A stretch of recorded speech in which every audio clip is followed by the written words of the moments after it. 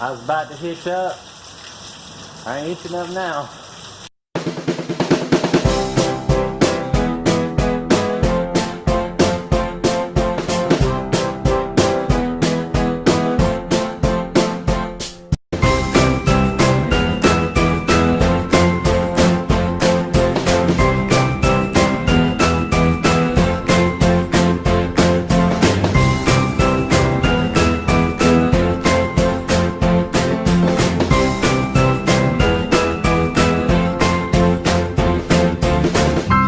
Apologize that our videos have been kind of on the slim side lately. We did not go to White Lake. White Lake got postponed because I had a little bit of a trip to the emergency room and I had to have a procedure done. And because of that, wasn't a good idea to drive an RV. So everything's fine now. I'm back on my feet, back to normal again, and I'm about to hit the road. Well, I came here to get my propane tank refilled. I was pleasantly surprised. I thought I was going to have to buy a whole new tank, which would be $75, but for some reason this tank filled up this time. Last time they said they couldn't fill it, but this time it just worked like a charm, and so now I've got 2 full tanks ready to hit the road again. This is going to be our first Technical Tuesday that we're going to talk about some of the technical things about camping, the ins and outs of camping. I'm just now starting to hitch up. We're about to take off on a new adventure. One of the things I wanted to show you that I discovered about the hard way, if Lisa will come on over here. Okay. I'm right at that point where I'm about to hook up the safety chains, and with the safety chains, but this right here is a cable. Are you can you get that? This cable goes to the breakaway switch. Now, when we were in Florida, we had an incident concerning the breakaway switch. The breakaway switch had somehow shaken loose, and when I stepped on the brakes, it popped out. Now, I didn't know it popped out, but it popped out, and when I tried to take off again, all the brakes were locked, and I didn't know what was wrong, and I was going crazy trying to figure out what it was. And I'm glad I figured out what it was in time.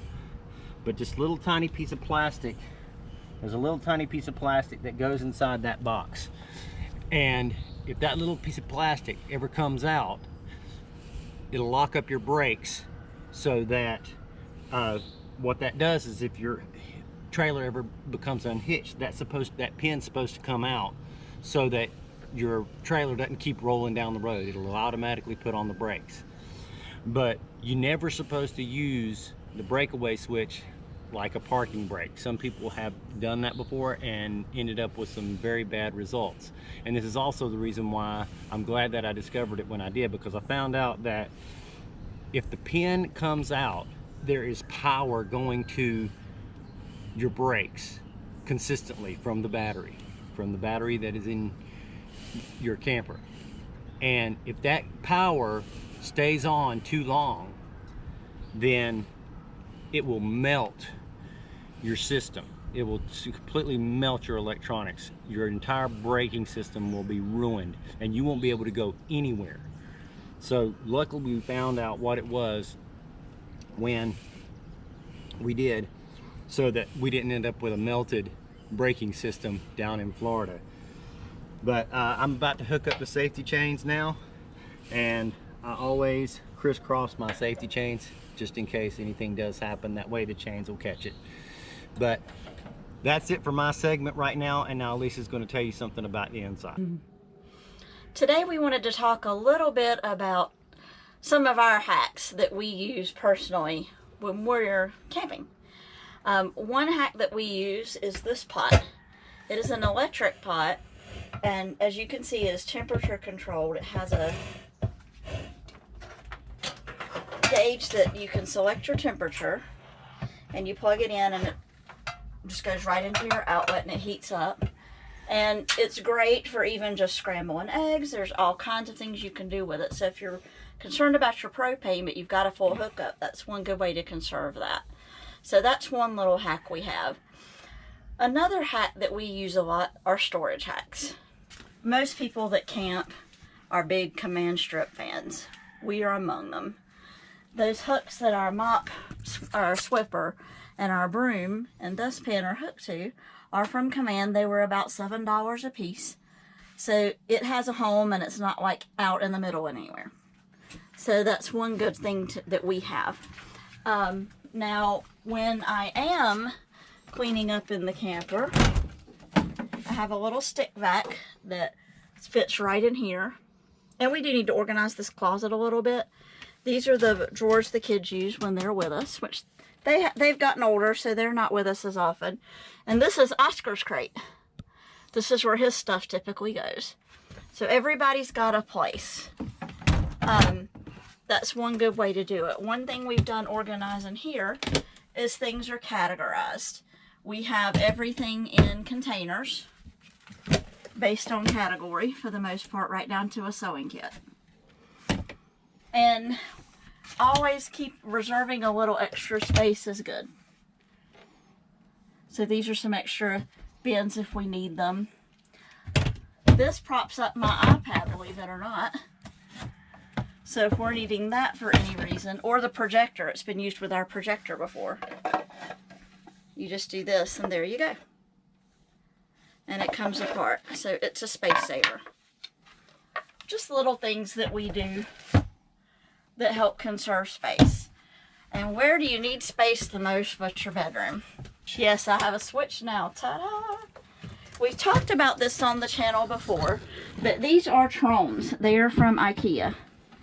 And right now they're empty, but you can store your shoes. We roll up shirts and shorts, things like that if we're running low. And there's actually things that we sit out and a camera bag in this one that didn't get brought in on our last trip. Another big thing we do, this is actually a bag for bottles of wine, but in traveling,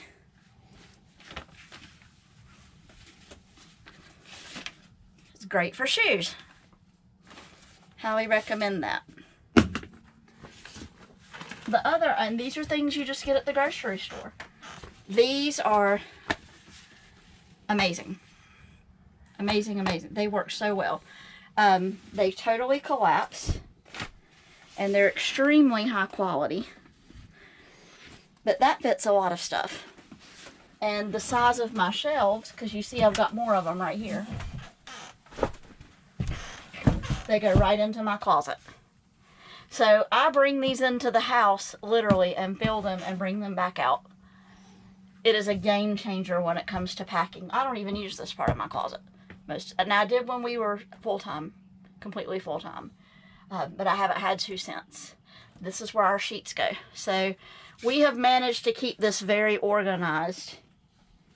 And these are just little hacks over time that we've come up with that work really well for us. So drop us a comment. Tell us what you do, what works for you, because we would love to hear it and use your ideas ourselves. So, thank you for tuning in.